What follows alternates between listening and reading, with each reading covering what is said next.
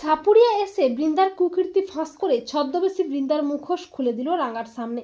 হ্যাঁ বন্ধুরা, আমরা এমনটাই দেখতে পাবো রাঙামতি তীরন্দাজ ধারাবাহিকের আগামী পর্বগুলোতে।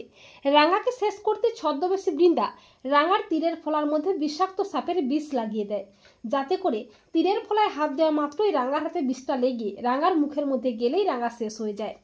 এরপর রাঙা প্র্যাকটিসের জন্য একাডেমিতে আসে, আর ছদ্মবেশী বৃন্দা রাঙাকে সেই বিষ লাগানো তীরগুলো দেয় সেগুলো নিয়ে খেলার জন্যে।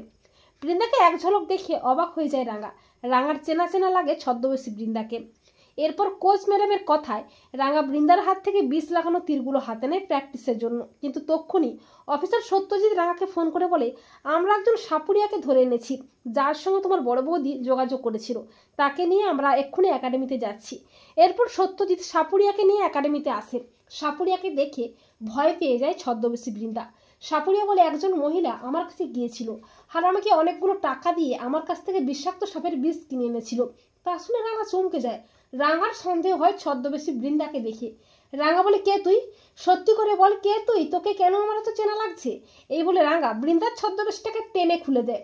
বৃন্দাকে দেখে চমকে ওঠে রাঙা। রাঙা বলে, বড় বৌদি তুই? সাপুরিয়া বলে, হ্যাঁ, ওই মহিলাই বিষটা কিনেছিল। রাঙা বলে, সবটা মোর কাছে জলের মতো পরিষ্কারটা হয়ে গেছে রে। বড় বৌদি, তুই এই তীরের মধ্যে ফলার মধ্যে বিষাক্ত সাপটার বিষ লাগাইছিস মোর ক্ষতি করার জন্য, আর তোকে মোরা হন্যে হয়ে খুঁজে বেড়াচ্ছি।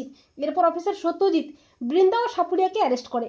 তো বন্ধুরা, তোমরাও এটাই চাও তো যে সাপুরিয়া এসে বৃন্দার কুকীর্তি ফাঁস করে ছদ্মবেশী বৃন্দার মুখোশ খুলে দেয় যেন রাঙার সামনে? কমেন্ট করে এক্ষুনি জানিয়ে দাও তোমাদের মতামতটি।